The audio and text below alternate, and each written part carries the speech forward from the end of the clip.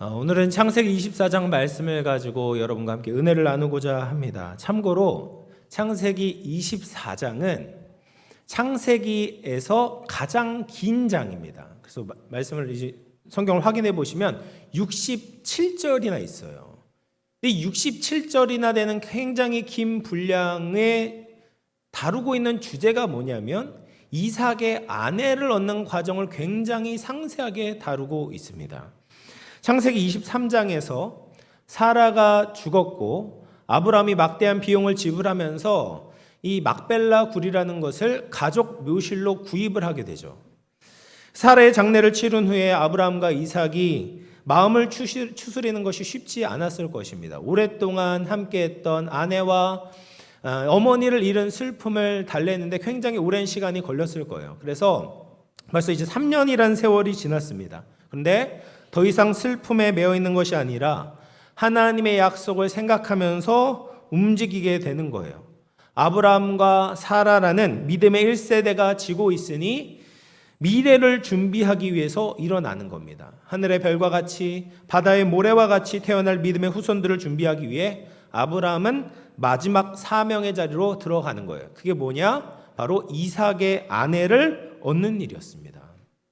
그러면 아브라함이 왜 이삭의 얻는 일에 이렇게 신경을 썼을까?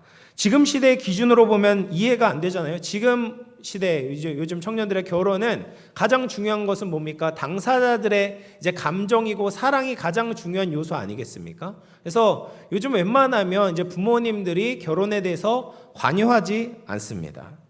근데 우리나라도 조금만 거슬러 올라가 보면 결혼에 있어서 부모님의 허락이 가장 중요하지 않았습니까? 결혼이라는 것이 당사자만 부부관계를 맺는 것이 아니라 가문과 가문이 만나는 사건이기 때문에 그렇습니다. 남이었던 사람이, 남이었던 가족이 우리의 가족으로 들어오는 일이기 때문에 굉장히 중요한 일인 거죠. 그래서 부모님의 허락이 꼭 필요했던 거예요. 게다가 아브라함이 며느리를 들여오는 것은 신앙적으로 더 특별한 의미가 있었습니다. 유대인에게 있어서 이 어머니라는 존재는 굉장히 무게감이 있었어요. 그래서 유대인을 보면 어떻게 보면 이제 북의 사회가 아니라 목의 사회에 가까웠습니다. 아버지가 이방인이어도 어머니가 유대인이라면 그 사람은 유대인이라고 인정해 줬어요. 여러분, 우리 자녀들도 보면 아버지랑 있는 시간보다는 어머니랑 있는 시간이 절대적으로 많지 않습니까? 그러니까 어머니가 유대인의 신앙을 갖고 있으면, 여호와 신앙을 갖고 있으면 그 자녀를 기르면서 여호와의 신앙이 전수될 것이다라고 인정하고 있는 거죠. 그러니까 이삭의 아내를 얻는 것은 이삭의 부인 정도를 얻는 것이 아니라 하나님 나라의 자손을 이루는 굉장히 중요한 일이었다라는 거예요.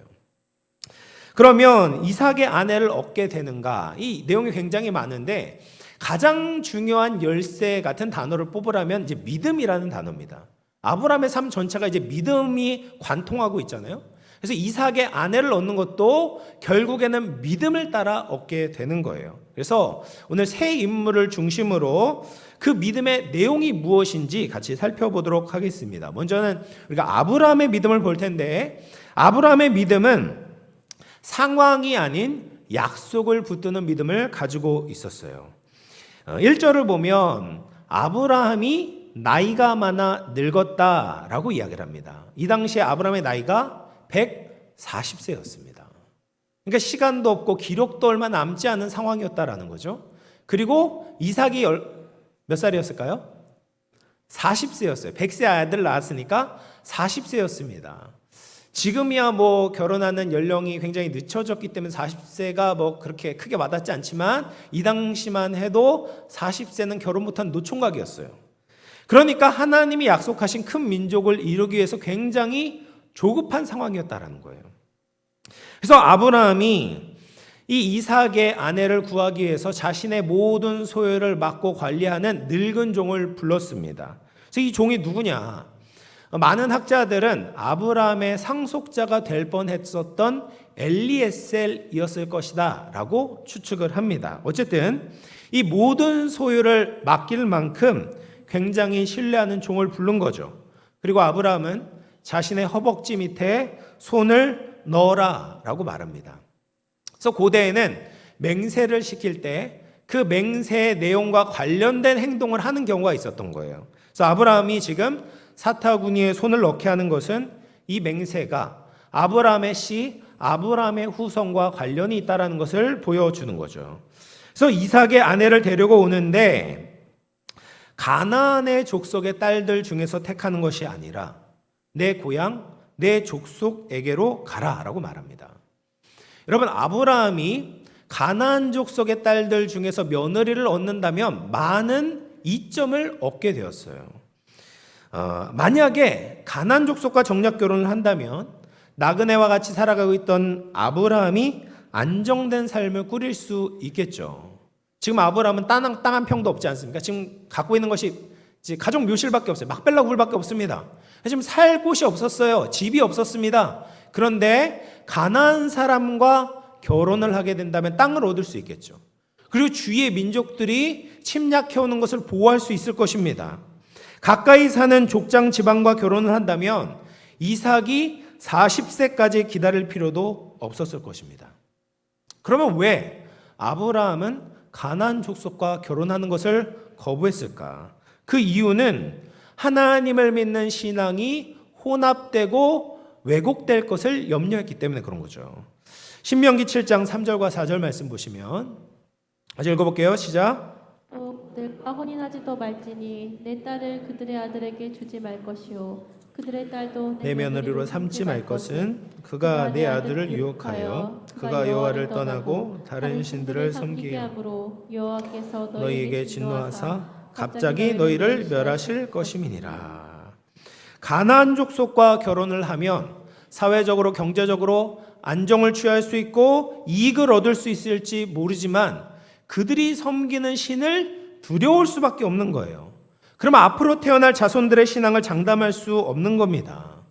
가나안 땅을 정복하라고 하나님께서 부르셨는데 정복하기는커녕 가나안화가 될 것이고 가나안의 흡수가 될 것이고 가나안의 정복을 당하게 되는 거예요. 그래서 그렇게 하나님의 약속과 멀어지기 때문에 가나안 족속과의 통혼을 거부했던 것이죠. 그래서 아브라함은 내 고향 내 족속에게로 가라라고 말합니다. 아브라함의 고향으로 간다는 것은 굉장히 힘들고 위험하고 불확실한 일이었습니다. 그럼에도 불구하고 자신의 족속 중에서는 아브라함과 같이 여호와를 믿고 섬기는 사람들이 있기 때문에 종에게 먼 길을 떠나서 신부감을 구해오라라고 명령하고 있는 거예요. 그래서 이 주인의 명령을 들은 종이 반문을 하는 겁니다. 만약에 좋은 여자가 있는데 이 땅에 오려고 하지 않으면 어떻게 할까요? 이삭 도련님을 그 땅에 데리고 가서 결혼을 시킬까요? 라고 질문을 하는 거예요. 이게 충분히 있을 수 있는 상황이거든요. 왜냐하면 이 가나안 땅에서부터 아브라함의 고향까지 굉장히 먼 거리였습니다. 적어도 이제 600km 이상을 가야 돼요. 차가 있어도 600km 가는 것이 쉽지 않잖아요. 근데 차가 없는 그 상황에선 거의 이제 한 달을 여행해야지 겨우 거기에 도착할 수가 있는 거예요. 그러니까 그 여자가 좋은 여자를 발견했는데 그 거리를 듣고 난 가지 않겠다라고 거부를 하면 어떻게 하겠습니까? 라고 질문을 하는 거예요. 그러자 아브라함이 대답을 하는 겁니다. 24장 7절 말씀 같이 읽어볼게요. 시작. 하늘의 하나님 여호와께서 나를 내 아버지의 집과 내 고향 땅에서 떠나게 하시고 내게 말씀하시며 내게 맹세하여 이르시기를 이 땅을 내 씨에게 주리라 하셨으니 그가 그 사자를 너보다 앞서 보내실지라 내가 거기서 내 아들을 위하여 아내를 택할지니라.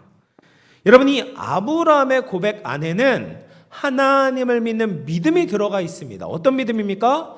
여호와 이레의 믿음이 있는 거예요. 하나님께서 너보다 앞서 하나님의 사자를 보내주실 거야. 그러니까 염려하지 말고 그 길을 떠나라 라고 말하고 있는 거죠. 여러분, 과거의 아브라함이 어떠했습니까? 늘 상황에 휩쓸려 다녔어요. 경제적으로 어려울 때는 약속의 땅을 떠나서 애굽으로 내려가기도 했고 오랫동안 하나님께서 아들을 주시지 않을 때는 견디지 못하고 인간적인 방법으로 이스마엘을 얻기도 했었습니다. 아브라함은 늘 기다리지 못하고 조급했던 것이죠. 그런데 지금 140세의 아브라함은 훨씬 더 성숙한 모습으로 하나님을 믿고 있는 거예요. 창세기 22장에서 모리아 산에 이삭을 바치는 경험을 통해서 하나님의 주권을 확실하게 인정하게 된 것입니다. 하나님이 주신 약속을 따라가기만 하면 하나님이 이루신다, 하나님이 예비해 놓으신다라는 것을 마음 깊이 깨닫게 된 것입니다. 그래서 아브라함은 이 마지막 사명 앞에서도 그 믿음을 발휘하고 있는 거죠. 하나님의 약속을 위해 하나님이 예비해 놓으신 사람이 있을 것이다. 그러니까 그리 아니하실지라도 하나님의 약속의 땅을 떠나서는 안 된다라고 말하고 있습니다. 사랑하는 성도 여러분, 우리는 나이가 들면서 우리의 신앙이 성숙하고 있습니까? 아니면 신앙이 아닌 이 세상의 방식을 따라가고 있습니까? 아브라함과 반대로 시간이 지날수록 우리는 상황과 환경에 물러서고 타협하는 것 같습니다. 과거에는 하나님께서 가라고 하면 가고 서라고 하면 섰었는데 시간이 지나면서 세상에 유혹이 오거나 어려움이 닥치게 될 때 자꾸 쉬운 길을 가려고 하는 거예요. 당장 성과가 보이는 길을 택하고 싶습니다. 나에게 안정과 이익을 얻게 되는 그 길이라면 그 길이 맞다라고 생각하고 자꾸 그 길을 가려고 하는 거예요. 그런데 그것은 하나님이 원하시는 모습이 아닙니다. 하나님의 역사하심에 오히려 걸림돌이 되는 거예요. 우리는 오직 하나님의 약속을 붙들며 나아가야 됩니다. 하나님의 약속을 신뢰하며 주님께 더 가까이 나아가야 하는 것입니다. 사랑하는 성도 여러분, 세상과 타협하는 신앙이 아니라 하나님의 약속을 붙들고 신실하게 살아갈 수 있기를 축복합니다. 상황이 아닌 상황을 초월하는 하나님의 능력을 신뢰하시기를 바랍니다. 믿음은 더 빠른 길을 가는 것이 아니라 하나님이 보실 때 옳은 길을 택하는 겁니다. 더 넓은 길을 가는 것이 아니라 좁은 길이라도 십자가의 길을 따라가는 거예요. 그럴 때 하나님의 나라는 면면이 지속되고 믿음이 미래 세대에 계승될 수 있는 것입니다. 아브라함과 같은 믿음을 가지고 상황과 속도를 바라보는 것이 아니라 여호와 일의 신앙을 가지고 세상에 승리할 수 있는 저와 여러분 되기를 주의 이름으로 축원을 드리겠습니다. 두 번째로 우리가 아브라함의 종의 믿음을 같이 살펴보기를 원합니다. 이 아브라함이 보낸 이 종도 믿음으로 자기에게 주어진 사명을 성실하게 수행했습니다. 이 종이 이제 아브라함의 고향과 친척을 찾아 떠나게 됩니다. 얼마나 막막할까요? 먼 길을 떠나서 낯선 곳에 낯선 사람들을 만나야 돼요. 그리고 무엇보다도 이삭에게 가장 적합한 신부감을 찾아내야 되는 거예요. 그럼 어떻게 찾아낼까요? 어디 가가지고, 어떤 섬에 가서, 어떤 큰 도시에 가서 이 신부감 찾아내라. 어떻게 찾아내겠습니까? 너무 어렵고 막막하고 이 힘든 미션을 수행해야 돼요. 그런데 너무나도 중요한 거예요. 하나님 나라의 미래가 달려있는 사명이 이 종에게 맡겨진 것입니다. 이 종이 어떻게 그 사명을 감당하는가? 종이 이제 메소포타미아의 나홀의 성에 이르게 되었어요. 저녁 때 도착을 해서 이 종이 가장 먼저 무엇을 하는가? 24장 12절 말씀입니다. 같이 읽어볼게요. 시작. 그가 이르되 우리 주인 아브라함의 하나님 여호와여 원하건대 오늘 나에게 순조롭게 만나게 하사 내 주인 아브라함에게 은혜를 베푸시옵소서. 뭐 하고 있습니까? 기도하고 있는 거죠. 여러분, 믿음의 사람들은 기도의 사람인 줄로 믿습니다. 믿음이 있다고 하면서 기도하지 않는 사람은 모순된 이야기를 하고 있는 거죠. 하나님이 성도들에게 주신 미션이 있어요. 가정에서 하나님의 뜻대로 살아라. 직장에서 죽게 하듯 하라. 교회에서 예수님과 같이 낮아지고 섬겨라라고 말씀을 하십니다. 얼마나 무겁고 힘든 일입니까? 그런데 대충 살려면, 눈 감고 살려면 내 힘으로 내 계획대로 살아갈 수가 있어요. 그런데 하나님의 뜻을 살아가려면 내 한계에 부딪히는 거예요. 내 능력의 부족을 절실하게 실감하게 되는 겁니다. 그래서 성도는 하나님의 뜻을 살아가기 위해서는 하나님의 능력을 구할 수밖에 없는 거죠. 기도할 수밖에 없는 겁니다. 무릎을 꿇고 나의 무능을 고백하고 하나님께 도움을 구하며 살아가게 되는 거예요. 이 사명의 중요성과 무게를 제대로 알면 사명을 포기하거나 내 힘대로 살아가려고 덤비는 것이 아니라 하나님의 역사하심을 구하며 기도하게 되는 겁니다. 우리 모두 기도로 주님을 의지하며 살아가는 저와 여러분 되길 주의 이름으로 축복합니다. 그리고 나서 이제 종이 하나님께 기도하는데, 하나님, 내가 이 이삭의 신부감을 어떻게 알아보겠습니까? 하면서 기도하는 내용이 있어요. 자신에게 물을 줄 뿐 아니라 낙타에게도 물을 먹이는 여인이 나타나면 그 여인이 하나님께서 정해주신 신부감으로 알아보겠습니다 라고 기도를 했어요. 근데 그 기도가 끝나자마자, 마치기도 전에 하나님께서 리브가를 만나게 하시는 거예요. 근데 종이 기도한 대로 리브가가 자신에게도 물을 줄 뿐 아니라 낙타에게도 물을 충분히 먹여주는 거예요. 여러분, 낙타는 목이 마르면 굉장히 많은 물에 양의 물을 마신다고 해요. 90리터까지도 물을 마실 수 있다고 합니다. 얼마나 많은 양이에요? 근데 낙타가 지금 한 마리가 아니라 10마리가 있어요. 그러니까 900리터를 마셔야 돼요. 먹여야 되는 겁니다. 그러니까 이 리브가라는 여인은 엄청난 수고와 희생을 감수하면서까지 사랑을 실천하는 참 좋은 여인이었다라는 것을 알 수가 있어요. 그래서 이 종이 리브가가 하나님께서 보내주신 여인이구나라는 것을 알고 금 코걸이와 금 팔찌를 주는 거예요. 이것은 단순히 이제 물을 잘 줬다라고 고마움에 보답을 하는 것이 아닙니다. 신부감으로 삼고 싶다라는 것을 간접적으로 표현한 거예요. 그리고 물어봅니다. 당신은 누구의 딸이고 혹시 당신의 집에 저와 이 가축들이 유숙할 장소가 있습니까? 라고 물어보니까 리브가가 대답을 합니다. 네, 저는 내 조부가 할아버지가 나홀이고 아버지는 부두엘입니다. 그리고 저희 집에는 우리 종님을 모실 이제 장소가 있습니다라고 대답을 하는 거예요. 그러면서 이 종이 머리를 숙여 여호와께 경배하면서 말을 하는 겁니다. 27절 말씀 보면 나의 주인 아브라함의 하나님 여호와를 찬송합니다. 나의 주인에게 주의 사랑과 성실을 그치지 아니하셨사오며 여호와께서 길에서 나를 인도하사 내 주인의 동생의 집에 이르게 하셨습니다. 그러니까 리브가의 조부 할아버지가 누구냐면 아브라함과 형제지간이었어요. 그러니까 정말 기도한 대로 하나님께서 그 길을 예비해 주셔서 이 아브라함의 친척을 만나게 해주셨군요. 감사합니다 라고 하나님을 찬양하고 있는 거죠. 얼마나 아름다운 믿음의 모습입니까? 그렇게 이제 리브가의 집에 들어가게 되었을 때 종 앞에 음식이 차려졌습니다. 사람들이 귀한 손님이 왔다고 하면서 환대하고 접대를 하는 거예요. 그런데 음식이 다 차려졌을 때 이 종이 뭐라고 말하느냐, 이걸 우리가 주목해서 봐야 됩니다. 24장 33절 말씀입니다. 같이 읽어볼게요. 시작. 그 앞에 음식을 베푸니 그 사람이 이르되 내가 내 일을 하기 전에는 먹지 아니하겠나이다. 라반이 이르되 말하소서. 여러분, 오랜 여행으로 이 종이 얼마나 허기가 졌겠습니까? 음식 한술 떠고 배가 부른 다음에 말할 수도 있잖아요. 그런데 그렇게 하지 않겠다는 거예요. 음식을 먹기 전에 내가 왜 이곳에 오게 되었는지의 목적과 이유를 말하겠다는 겁니다. 그것이 무엇입니까? 주인이 맡기신 일인 거죠. 주인이 나를 보내신 이유였습니다. 이 말은 종의 믿음의 진가를 드러내고 있는 거예요. 종은 자기가 지금 여기서 무엇을 해야 하는지 정확하게 인식하고 있는 겁니다.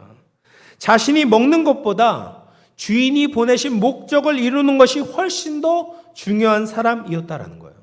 여러분, 이것이 바로 신실한 믿음의 사람의 모습입니다. 가장 신뢰할 만한 종은 주인의 마음과 하나 되는 종인 거예요. 주인과 떨어져 있어도 주인의 마음을 알아서 주인의 뜻을 주인의 방식대로 행하는 종이 주인께 인정받는 종이 되는 것이죠. 근데 우리가 신앙생활을 하면서 그렇지 못할 때가 많은 겁니다. 맡겨진 사역이 있어요. 근데 그것을 억지로 하는 겁니다. 형식적으로 하는 척합니다. 하나님의 마음이 빠져 있는 거예요.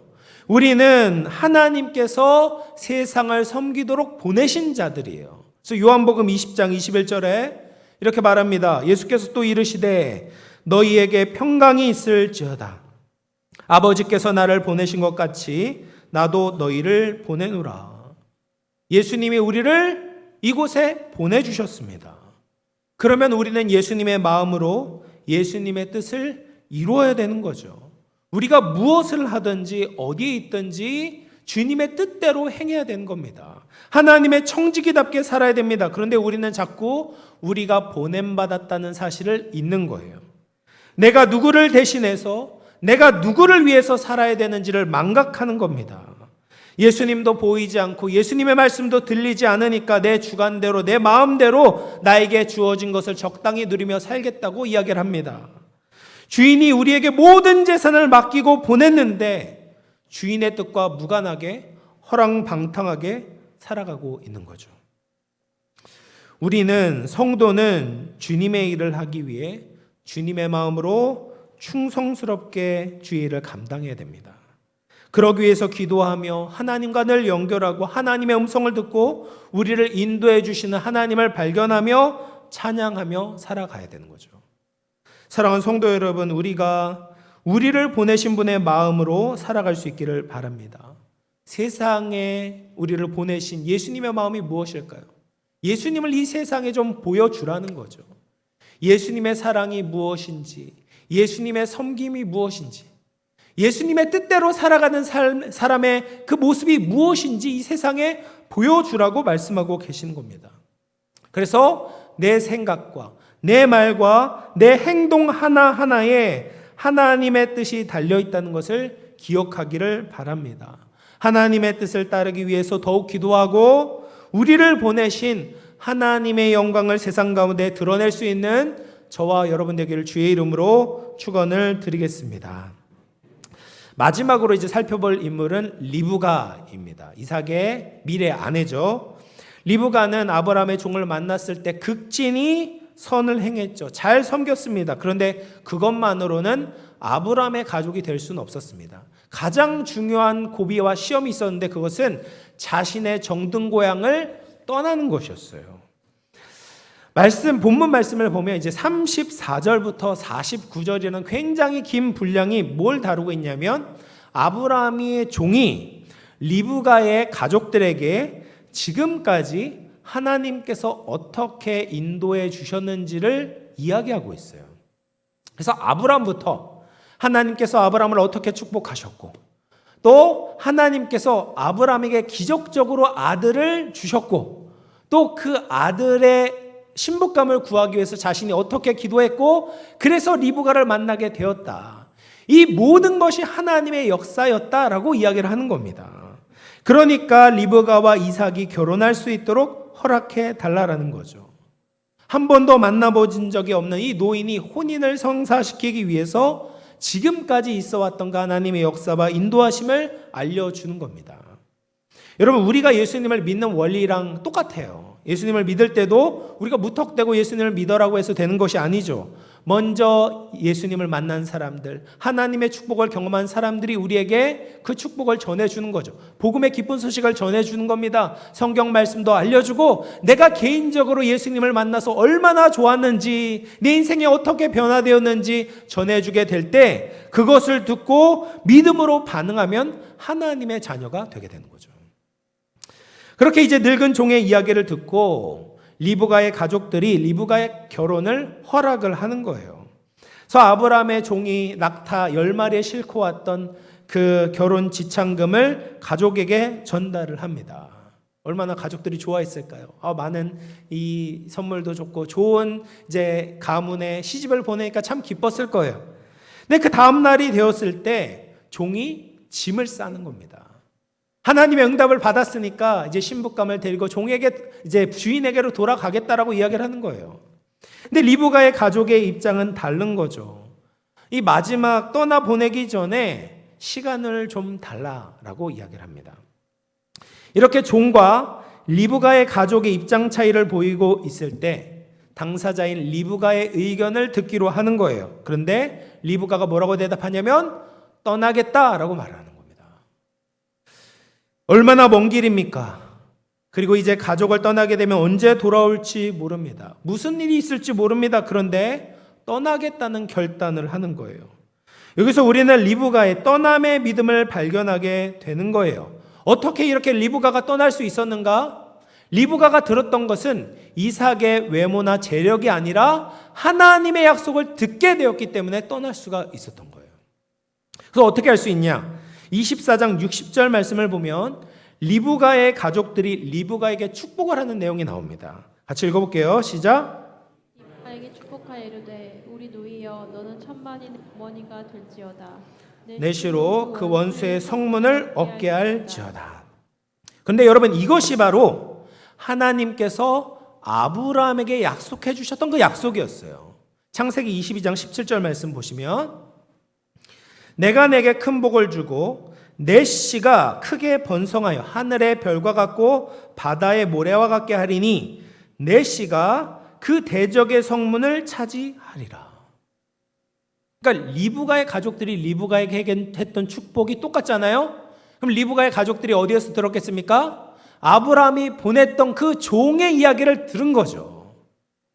지금 앞으로 아브라함, 더 나아가서 이삭이 얻게 될 하나님의 축복이 무엇인지 알려준 겁니다. 그러니까 지금 리브가가 지금 자신의 고향을 떠나는 것은 그냥 한 사람의 부인이 되는 정도가 아니라 하나님께 받은 약속을 이루기 위해서 떠나고 있는 거예요. 리브가의 믿음은 정확히 아브라함과 사라가 가지고 있었던 믿음과 동일했습니다. 아브라함과 사라도 어디로 가는지 알지 못할 때 하나님의 약속을 믿고 고향과 친척과 아버지의 집을 떠났습니다. 그런데 리브가가 그 믿음을 가지고 있었던 것이죠. 이것이 리브가가 왜 하나님의 자녀로 하나님의 약속에 참여하는 자가 되었는지를 보여주는 것입니다. 아브라함과 똑같은 믿음을 가진 믿음의 사람만이 거듭나고 하나님의 나라에 들어갈 수 있는 거예요.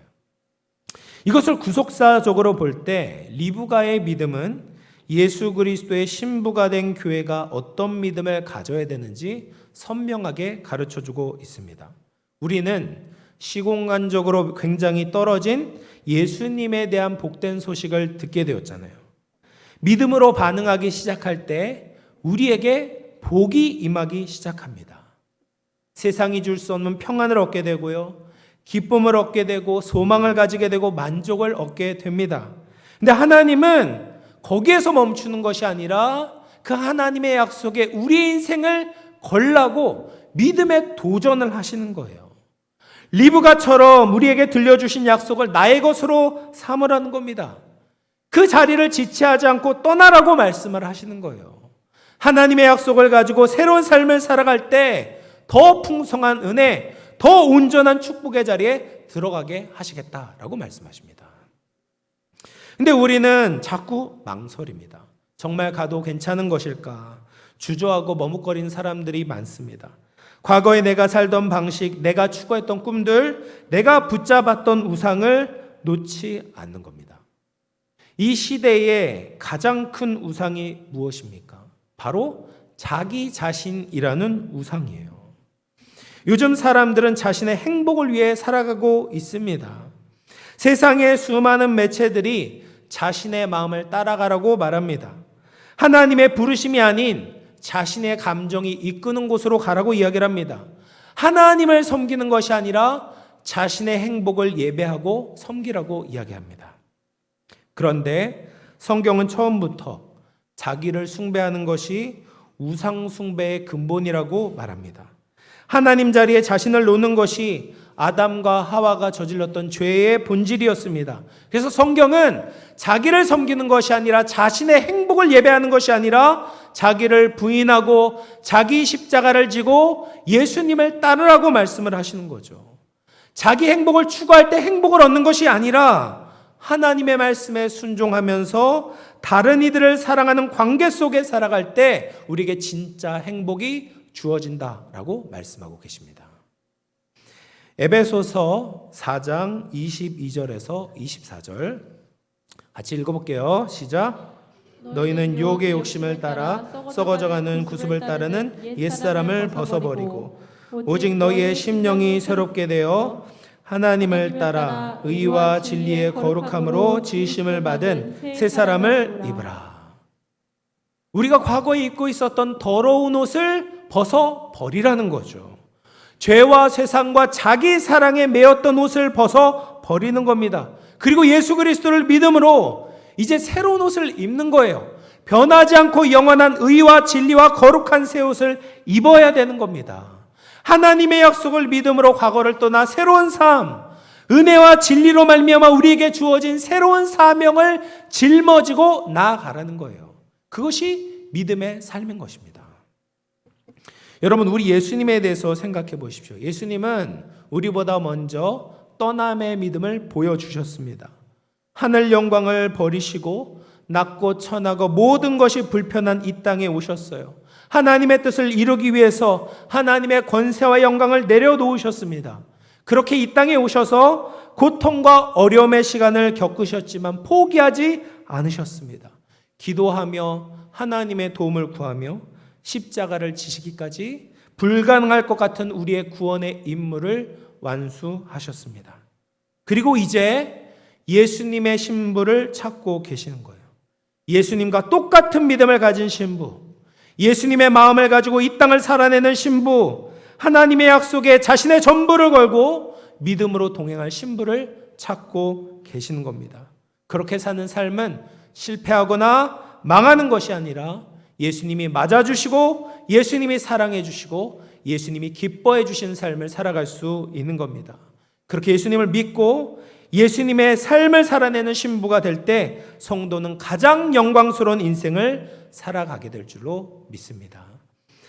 사랑하는 성도 여러분, 이제 말씀을 마무리하겠습니다. 우리는 믿음의 조상 아브라함과 같이 상황에 흔들리지 않고 여호와 일의 하나님을 믿는 믿음으로 살아야 합니다.